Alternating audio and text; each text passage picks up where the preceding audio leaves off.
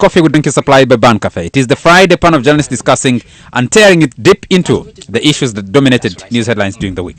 Nicholas, you didn't have a chance in the last quarter? No, if let me just answer. If a person is working, I have no problem with them receiving that sort of money. But you look, I've got a friend, a pathologist in Nago Hospital. His salary is, say, 800,000 per month. This is a person who has a master's degree. He deals with all these cases. He was one of the people who were dealing with when there was a bomb blast, 80 people looking at those bodies, working on all those things. Now, the day when they said Jennifer Musisi would get, is it 43 million? You see? 36. 36 what? No, when they had proposed 43, he said, I would need to work for 5 years to get to that lady's 1 month's salary. So, there is that problem. The people who work are the people who work paid. I don't have a problem. If you can pay the pathologist as well a salary of, say, 15 million a month, the MPs can take their money. But the problem is that when people come and say teachers who are earning 200,000, 200,000 is lunch for 3 people in some of these upmarket whatever eateries. So you pay them 200,000 and you do nothing about it. You're so insensitive to it. Then you take 100. That is where the problem comes from. The people who work, are they paid? There's no problem with an MP being facilitated, because you see the MP, the job there as the job of checking the executive, you save a lot. If Parliament was effective, you get Basaja Walaba in the cookie jar with 142 billion and it is refunded. You get money from Chogam and it is refunded. If those things were happening, we would have absolutely no problem. But now they just all join the gravy train. That is where the problem is. People should be paid well if they at work. A time when people need to collectively be sacrificing. Who's guarding and saving lives and all that. They should be paid, for heaven's sake. They should not sleep in. To add on that, Chris. So there should be no problem about people getting, is it 100 million or what? No. But are they working? And then the other people who are working, are they being paid? No. So that's Chris, where there's a problem. Two quick things. One is there are people who work in government, and like 600,000. But if you look at their property portfolio, it is a whole different story. And even if you gave them a job of $5,000 per month, they wouldn't leave their 600,000 job because they have a government job. That is one issue. The second issue is, have we as the media and the Ugandan public lost it on this revelation of the money to try and keep Parliament, or will Parliament now completely lose that little they had of what they started with in the first 10 months of their reign? The second question is tempting, because for me, when I choose the one you want to go when for. I begin to speak, my daughters may miss milk because I can open my mind. I don't care. If you talk about the media, we have that. Maybe we need to watch it on air. But the other issue of people who are 600 and the portfolio, property portfolio is high. It is simple. Those are thieves. I have told you several times on this show. If there was a way of detecting a thief while walking, Ugandans, and you throw stones, all of us will throw stones at each other because we are thieves. It is not becoming our DNA. You are anticipating to steal. You are being harbored by a thief. Your father is choppering you in a car he stole, and you're teasing other children at school. For us we have this, our house has this, and the thief is even very arrogant, doesn't care about others. The road going to his home is a pothole. He buys another one. Those are the morals we have lost. But the issue of Parliament, have we Ugandans asked ourselves, who becomes an MP in Uganda? Think as Emil was saying, I'm going to buy a TX. You forgot you were writing stories in the Monitor. He was assistant cow in Tororo. He was jailed for smaller money. 6 million? He was in jail. He had to work hard to come out. Then after coming out, he went to contest and he was voted MP. And then he was voted MP and he was arrested after being elected MP. So you see, if we have a defiler in the Parliament, you have a suspect in the Parliament, you have this a convict in Parliament, then you find a man who has never touched $1 million in the Parliament. Now, what do you expect? What we see in the Parliament is a reflection on our value system as a country. I have talked on this show. If Obora has a problem, you get his biography. Tell the people who he is, what he has done at school, and people will make a choice. What do we do as the media? No, those are personal attacks. Leave John alone. But these Americans here, they dug Obama until even his great-grandparents in Kenya. They made the Kenyans excited because they want to know who is this person. They're still trying to verify his birth certificate, whether he was born in Kenya or on US soil. Who is in charge of our public affairs? We have surrendered public affairs to fraudsters, to conmen, people who have attempted to run a business and failed, and now they look at the parliament as a business center. What does Mr. Museveni do? He sits in the state house. Oil, I am going to hit this deal.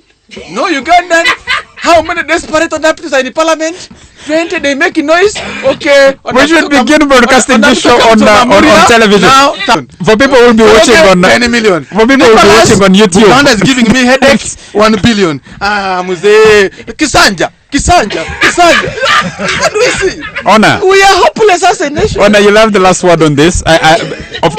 We're recording this for YouTube and we'll be posting it so people can be able to follow. And the live streaming is back on, so people will be able to pick up the drama that Chris is entertaining us to in the studio.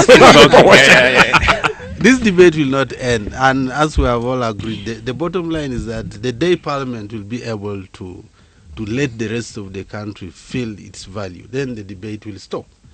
But we all know that our MPs are in dire need of financial support. Most of them come to Parliament straight from university. Some of them have failed, as people say, in business.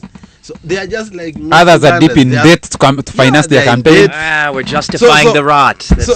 You don't have to justify. I think we can have both worlds. Let the MPs have cars and let them also deliver the rest of us, and then there will be no debate. Gentlemen, let's move on. For this debate to come to a close, it is when you and I, the peasant, the wheelbarrow pusher, the border rider, takes matters into their own hands and decides to abide by a higher standard. No, just wait. And they know that because people here come and say that, you see, people don't have awareness.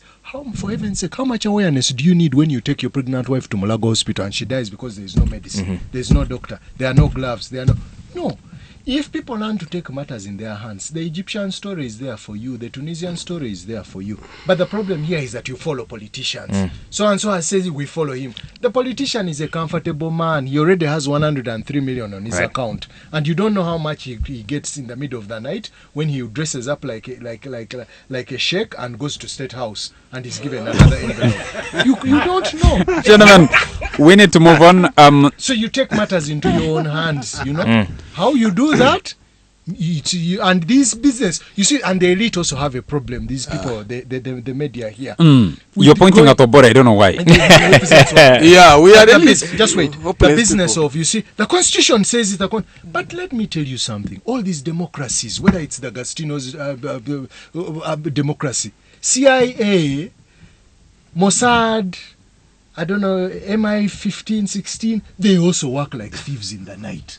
They will blackmail people, they will murder people, they will, do all these things. And these things are publicly documented. They're keeping a file on Steve Jobs. Listen, it's being revealed. Done LSD and marijuana. President Museveni came to when President Museveni came to he didn't go to the Constitutional Court. No, he broke the Constitution. Now for you are here reading, article this says this. You are still telling him about article this. He goes on to another level.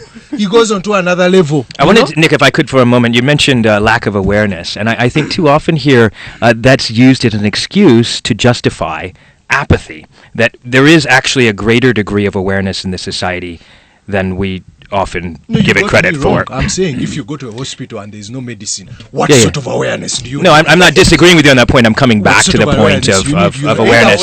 I'm in agreement with you that there is awareness in the society, and too often people say people aren't aware enough and that's why they act this way or that way.